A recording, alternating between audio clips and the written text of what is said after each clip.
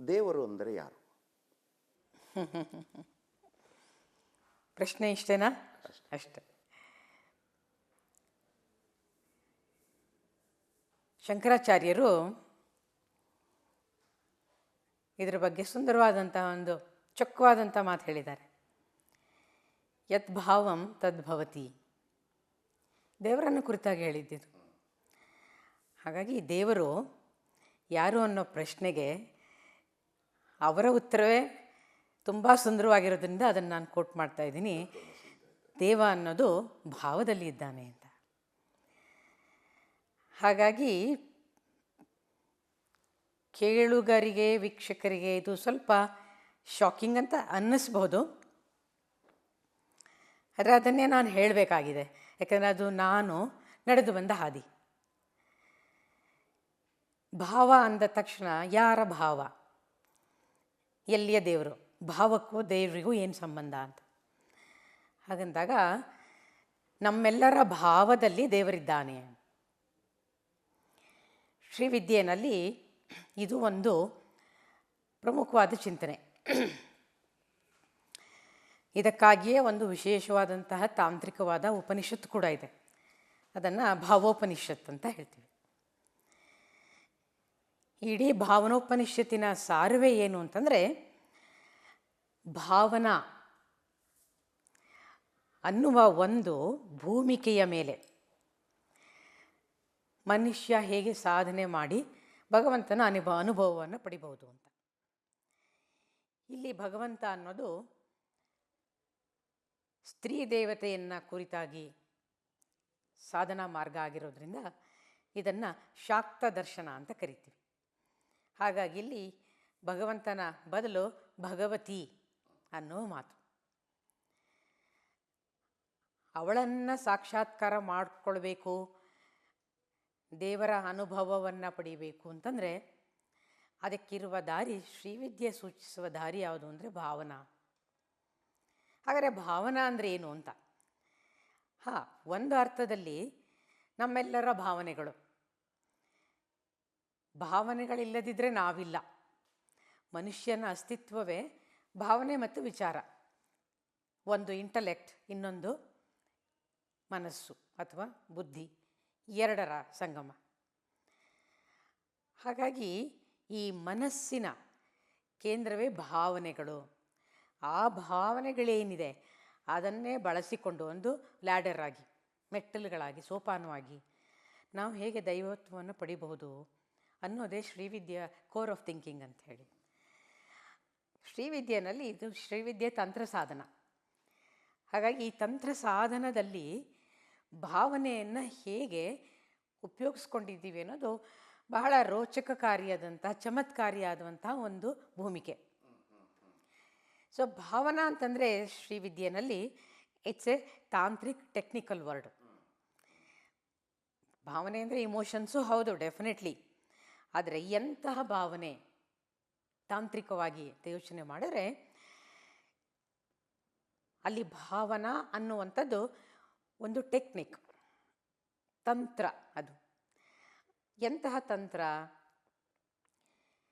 ಭಾವನೆಯನ್ನು ಒಂದು ಎಕ್ಸ್ಟ್ರಾಡಿನರಿ, ಅತಿ ವಿಶೇಷವಾದಂತಹ ಫೋಕಸ್, ಕಾನ್ಸಂಟ್ರೇಷನ್ ಅಥವಾ ಮನಸ್ಸಿನ ಧಾರಣೆ ಅಂತ ಕರಿತೀವಿ ನಾವು. ಅದಕ್ಕೆ ಭೂಮಿಕೆ ಆಧಾರ ಯಾವುದಂದರೆ ನಮ್ಮ ಭಾವನೆಗಳೇ ಅಂತ. ಸೊ ಮೈಂಡ್ ಅಂತ ನಾವೇನು ಕರಿತೀವಿ ಅಲ್ಲೇ ದೇವರ ಉತ್ಪತ್ತಿ ಆಗೋದು. Manifestation of god is in the mind. Our own mind manifest god ಅಂತ. ಅದಕ್ಕೆ ಇದನ್ನು ಸಾಕ್ಷಾತ್ಕಾರ ಅಂತ ಕರೆದ್ರು. ಭಗವಂತನ ಸಾಕ್ಷಾತ್ಕಾರ, ಭಗವತಿಯ ಸಾಕ್ಷಾತ್ಕಾರ ಅಂಥೇಳಿ ಅಂತ. ಸಾಕ್ಷಾತ್ಕಾರ ಶಬ್ದವನ್ನು ನೀವು ನೋಡಿದರೆ ಸಾ ಅಕ್ಷತಕಾರ, ಇಲ್ಲಿ ಕಣ್ಣುಗಳ ಮುಂದೆ ಕಾಣಿಸುವಂಥದ್ದು ಅಂತ ಅರ್ಥ. ಸಾಕ್ಷಾತ್ಕಾರ ಅಂತಂದರೆ ನಮಗೆ ಪಂಚೇಂದ್ರಿಯಗಳಲ್ಲಿ 5 ಇಂದ್ರಿಯಗಳೇನಿದೆ ಅದರಲ್ಲಿ ಕಣ್ಣು ಪ್ರಧಾನವಾದಂತಹ ಭೂಮಿಕೆಯನ್ನು ನಿರ್ವಹಿಸುತ್ತೆ. ನಮಗೆ ಕಣ್ಣನ್ನೇ ಮೈಂಡಿನ ಗೇಟ್ ಅಂತ ಹೇಳ್ತೀವಲ್ವ, ಮನಸ್ಸನ್ನು ನೋಡಲಿಕ್ಕೆ ಕಣ್ಣೇ ಒಂದು ದ್ವಾರ ಅಂತ ಹೇಳಿ ಅಂತ. ಸೊ ಈ ಹಿನ್ನೆಲೆಯಲ್ಲಿ ನಮಗೆ ಏನೇ ಅನುಭವಗಳಾಗುತ್ತೆ ಅದು ಅತೀಂದ್ರಿಯವಾದಂತಹ ಬಗ್ಗೆನೇ ನಾವು ಮಾತಾಡ್ತಾ ಇದ್ದೀವಿ. ಅನುಭವಗಳಾದರೂ ಕೂಡ ಅದಕ್ಕೆ ಬಹಳಷ್ಟು ಸರ್ತಿ ಪ್ರಮುಖವಾಗಿ ಕಣ್ಣೇ ಗೇಟ್ವೇ. ಹಾಗಾಗಿ ನಮಗೆ ಕಣ್ಣನ್ನು ಇಂದ್ರಿಯವಾಗಿ ಬಳಸಿ ಒಂದು ಅನುಭವವನ್ನು ಪಡೆದ್ರೆ ಅದು ಅತಿ ಹೃದಯವಾಗುತ್ತೆ, ಮನಸ್ಸಿಗೆ ಸಮೀಪವಾಗುತ್ತೆ, ಪ್ರೀತಿ ಉಂಟಾಗುತ್ತೆ ಅದರ ಬಗ್ಗೆ. ಹಾಗಾಗಿ ಭಗವಂತನ ಸಾಕ್ಷಾತ್ಕಾರ, ಭಗವತಿಯ ಸಾಕ್ಷಾತ್ಕಾರ ಅಂದರೆ ಅದು ಕಣ್ಣಿಗೆ ಆಗಬೇಕಾಗಿರೋದು. ಪ್ರಶ್ನೆ ಯಾವ ಕಣ್ಣು ಅಂತ.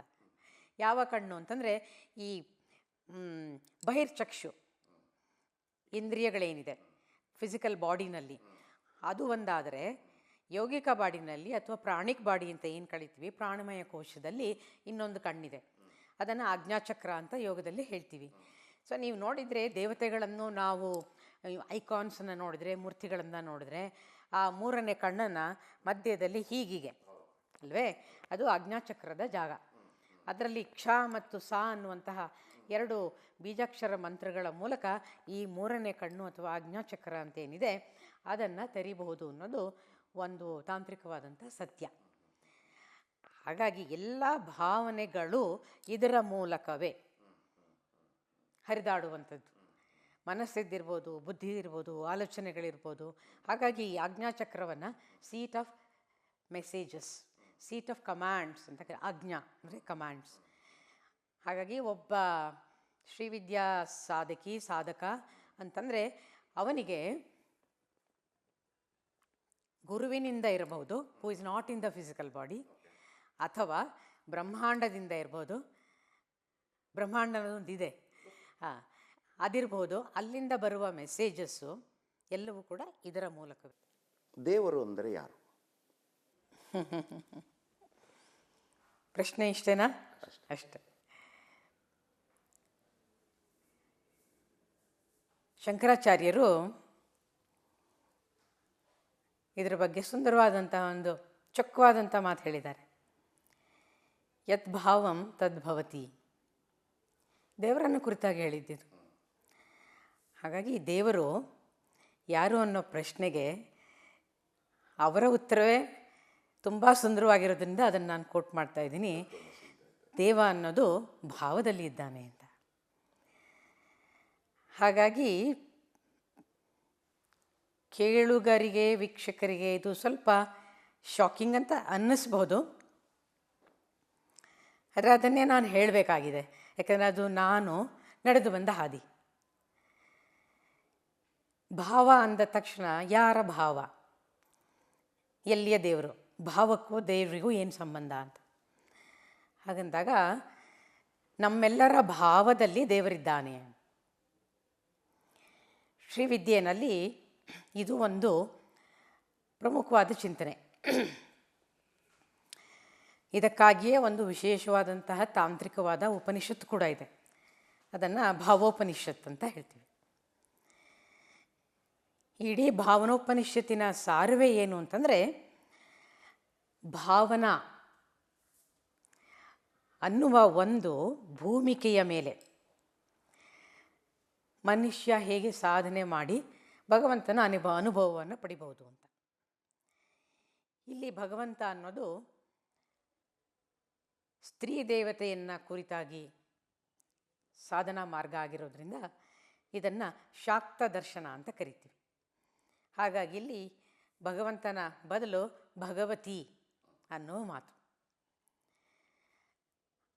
ಅವಳನ್ನು ಸಾಕ್ಷಾತ್ಕಾರ ಮಾಡಿಕೊಳ್ಬೇಕು, ದೇವರ ಅನುಭವವನ್ನು ಪಡಿಬೇಕು ಅಂತಂದರೆ ಅದಕ್ಕಿರುವ ದಾರಿ, ಶ್ರೀವಿದ್ಯೆ ಸೂಚಿಸುವ ದಾರಿ ಯಾವುದು ಅಂದರೆ ಭಾವನಾ. ಹಾಗಾದರೆ ಭಾವನಾ ಅಂದರೆ ಏನು ಅಂತ? ಒಂದು ಅರ್ಥದಲ್ಲಿ ನಮ್ಮೆಲ್ಲರ ಭಾವನೆಗಳು. ಭಾವನೆಗಳಿಲ್ಲದಿದ್ದರೆ ನಾವಿಲ್ಲ. ಮನುಷ್ಯನ ಅಸ್ತಿತ್ವವೇ ಭಾವನೆ ಮತ್ತು ವಿಚಾರ. ಒಂದು ಇಂಟಲೆಕ್ಟ್, ಇನ್ನೊಂದು ಮನಸ್ಸು ಅಥವಾ ಬುದ್ಧಿ, ಎರಡರ ಸಂಗಮ. ಹಾಗಾಗಿ ಈ ಮನಸ್ಸಿನ ಕೇಂದ್ರವೇ ಭಾವನೆಗಳು. ಆ ಭಾವನೆಗಳೇನಿದೆ ಅದನ್ನೇ ಬಳಸಿಕೊಂಡು ಒಂದು ಲ್ಯಾಡರ್ ಆಗಿ, ಮೆಟ್ಟಲುಗಳಾಗಿ, ಸೋಪಾನವಾಗಿ ನಾವು ಹೇಗೆ ದೈವತ್ವವನ್ನು ಪಡಿಬಹುದು ಅನ್ನೋದೇ ಶ್ರೀವಿದ್ಯೆ ಕೋರ್ ಆಫ್ ಥಿಂಕಿಂಗ್ ಅಂತ ಹೇಳಿ. ಶ್ರೀವಿದ್ಯೆಯಲ್ಲಿ ಇದು ಶ್ರೀವಿದ್ಯೆ ತಂತ್ರ ಸಾಧನ. ಹಾಗಾಗಿ ಈ ತಂತ್ರ ಸಾಧನದಲ್ಲಿ ಭಾವನೆಯನ್ನು ಹೇಗೆ ಉಪಯೋಗಿಸ್ಕೊಂಡಿದ್ದೀವಿ ಅನ್ನೋದು ಬಹಳ ರೋಚಕಕಾರಿಯಾದಂತಹ ಚಮತ್ಕಾರಿಯಾದಂತಹ ಒಂದು ಭೂಮಿಕೆ. ಸೊ ಭಾವನಾ ಅಂತಂದರೆ ಶ್ರೀವಿದ್ಯೆನಲ್ಲಿ ಇಟ್ಸ್ ಎ ತಾಂತ್ರಿಕ್ ಟೆಕ್ನಿಕಲ್ ವರ್ಡ್. ಭಾವನೆ ಅಂದರೆ ಇಮೋಷನ್ಸು ಹೌದು, ಡೆಫಿನೆಟ್ಲಿ. ಆದರೆ ಎಂತಹ ಭಾವನೆ ತಾಂತ್ರಿಕವಾಗಿ ಅಂತ ಯೋಚನೆ ಮಾಡಿದ್ರೆ ಅಲ್ಲಿ ಭಾವನಾ ಅನ್ನುವಂಥದ್ದು ಒಂದು ಟೆಕ್ನಿಕ್, ತಂತ್ರ. ಅದು ಎಂತಹ ತಂತ್ರ? ಭಾವನೆಯನ್ನು ಒಂದು ಎಕ್ಸ್ಟ್ರಾಡಿನರಿ, ಅತಿ ವಿಶೇಷವಾದಂತಹ ಫೋಕಸ್, ಕಾನ್ಸಂಟ್ರೇಷನ್ ಅಥವಾ ಮನಸ್ಸಿನ ಧಾರಣೆ ಅಂತ ಕರಿತೀವಿ ನಾವು. ಅದಕ್ಕೆ ಭೂಮಿಕೆ ಆಧಾರ ಯಾವುದಂದರೆ ನಮ್ಮ ಭಾವನೆಗಳೇ ಅಂತ. ಸೊ ಮೈಂಡ್ ಅಂತ ನಾವೇನು ಕರಿತೀವಿ ಅಲ್ಲೇ ದೇವರ ಉತ್ಪತ್ತಿ ಆಗೋದು. Manifestation of god is in the mind. Our own mind manifest god ಅಂತ. ಅದಕ್ಕೆ ಇದನ್ನು ಸಾಕ್ಷಾತ್ಕಾರ ಅಂತ ಕರೆದ್ರು. ಭಗವಂತನ ಸಾಕ್ಷಾತ್ಕಾರ, ಭಗವತಿಯ ಸಾಕ್ಷಾತ್ಕಾರ ಅಂಥೇಳಿ ಅಂತ. ಸಾಕ್ಷಾತ್ಕಾರ ಶಬ್ದವನ್ನು ನೀವು ನೋಡಿದರೆ ಸಾ ಅಕ್ಷತ ಕಾರ, ಇಲ್ಲಿ ಕಣ್ಣುಗಳ ಮುಂದೆ ಕಾಣಿಸುವಂಥದ್ದು ಅಂತ ಅರ್ಥ. ಸಾಕ್ಷಾತ್ಕಾರ ಅಂತಂದರೆ ನಮಗೆ ಪಂಚೇಂದ್ರಿಯಗಳಲ್ಲಿ 5 ಇಂದ್ರಿಯಗಳೇನಿದೆ ಅದರಲ್ಲಿ ಕಣ್ಣು ಪ್ರಧಾನವಾದಂತಹ ಭೂಮಿಕೆಯನ್ನು ನಿರ್ವಹಿಸುತ್ತೆ. ನಮಗೆ ಕಣ್ಣನ್ನೇ ಮೈಂಡಿನ ಗೇಟ್ ಅಂತ ಹೇಳ್ತೀವಲ್ವ, ಮನಸ್ಸನ್ನು ನೋಡಲಿಕ್ಕೆ ಕಣ್ಣೇ ಒಂದು ದ್ವಾರ ಅಂತ ಹೇಳಿ ಅಂತ. ಸೊ ಈ ಹಿನ್ನೆಲೆಯಲ್ಲಿ ನಮಗೆ ಏನೇ ಅನುಭವಗಳಾಗುತ್ತೆ ಅದು ಅತೀಂದ್ರಿಯವಾದಂತಹ ಬಗ್ಗೆನೇ ನಾವು ಮಾತಾಡ್ತಾ ಇದ್ದೀವಿ. ಅನುಭವಗಳಾದರೂ ಕೂಡ ಅದಕ್ಕೆ ಬಹಳಷ್ಟು ಸರ್ತಿ ಪ್ರಮುಖವಾಗಿ ಕಣ್ಣೇ ಗೇಟ್ವೇ. ಹಾಗಾಗಿ ನಮಗೆ ಕಣ್ಣನ್ನು ಇಂದ್ರಿಯವಾಗಿ ಬಳಸಿ ಒಂದು ಅನುಭವವನ್ನು ಪಡೆದ್ರೆ ಅದು ಅತಿ ಹೃದಯವಾಗುತ್ತೆ, ಮನಸ್ಸಿಗೆ ಸಮೀಪವಾಗುತ್ತೆ, ಪ್ರೀತಿ ಉಂಟಾಗುತ್ತೆ ಅದರ ಬಗ್ಗೆ. ಹಾಗಾಗಿ ಭಗವಂತನ ಸಾಕ್ಷಾತ್ಕಾರ, ಭಗವತಿಯ ಸಾಕ್ಷಾತ್ಕಾರ ಅಂದರೆ ಅದು ಕಣ್ಣಿಗೆ ಆಗಬೇಕಾಗಿರೋದು. ಪ್ರಶ್ನೆ ಯಾವ ಕಣ್ಣು ಅಂತ. ಯಾವ ಕಣ್ಣು ಅಂತಂದರೆ ಈ ಬಹಿರ್ಚಕ್ಷು ಇಂದ್ರಿಯಗಳೇನಿದೆ ಫಿಸಿಕಲ್ ಬಾಡಿನಲ್ಲಿ ಅದು ಒಂದಾದರೆ, ಯೌಗಿಕ ಬಾಡಿನಲ್ಲಿ ಅಥವಾ ಪ್ರಾಣಿಕ್ ಬಾಡಿ ಅಂತ ಏನು ಕಳಿತೀವಿ ಪ್ರಾಣಮಯ ಕೋಶದಲ್ಲಿ ಇನ್ನೊಂದು ಕಣ್ಣಿದೆ. ಅದನ್ನು ಆಜ್ಞಾಚಕ್ರ ಅಂತ ಯೋಗದಲ್ಲಿ ಹೇಳ್ತೀವಿ. ಸೊ ನೀವು ನೋಡಿದರೆ ದೇವತೆಗಳನ್ನು ನಾವು ಐಕಾನ್ಸನ್ನು ನೋಡಿದ್ರೆ, ಮೂರ್ತಿಗಳನ್ನು ನೋಡಿದ್ರೆ ಆ 3ನೇ ಕಣ್ಣನ್ನು ಮಧ್ಯದಲ್ಲಿ ಹೀಗಿದೆ ಅಲ್ವೇ, ಅದು ಆಜ್ಞಾಚಕ್ರದ ಜಾಗ. ಅದರಲ್ಲಿ ಕ್ಷ ಮತ್ತು ಸಾ ಅನ್ನುವಂತಹ 2 ಬೀಜಾಕ್ಷರ ಮಂತ್ರಗಳ ಮೂಲಕ ಈ 3ನೇ ಕಣ್ಣು ಅಥವಾ ಆಜ್ಞಾಚಕ್ರ ಅಂತೇನಿದೆ ಅದನ್ನು ತೆರೀಬಹುದು ಅನ್ನೋದು ಒಂದು ತಾಂತ್ರಿಕವಾದಂಥ ಸತ್ಯ. ಹಾಗಾಗಿ ಎಲ್ಲ ಭಾವನೆಗಳು ಇದರ ಮೂಲಕವೇ ಹರಿದಾಡುವಂಥದ್ದು. ಮನಸ್ಸಿದ್ದಿರ್ಬೋದು, ಬುದ್ಧಿ ಇರ್ಬೋದು, ಆಲೋಚನೆಗಳಿರ್ಬೋದು. ಹಾಗಾಗಿ ಈ ಆಜ್ಞಾಚಕ್ರವನ್ನು seat of messages, seat of commands ಅಂತ ಆಜ್ಞಾ ಅಂದರೆ ಕಮಾಂಡ್ಸ್. ಹಾಗಾಗಿ ಒಬ್ಬ ಶ್ರೀವಿದ್ಯಾ ಸಾಧಕ ಅಂತಂದರೆ ಅವನಿಗೆ ಗುರುವಿನಿಂದ ಇರಬಹುದು, who is not in the physical body, ಅಥವಾ ಬ್ರಹ್ಮಾಂಡದಿಂದ ಇರ್ಬೋದು, ಬ್ರಹ್ಮಾಂಡದೊಂದಿದೆ ಅದಿರ್ಬೋದು, ಅಲ್ಲಿಂದ ಬರುವ ಮೆಸೇಜಸ್ಸು ಎಲ್ಲವೂ ಕೂಡ ಇದರ ಮೂಲಕವೇ.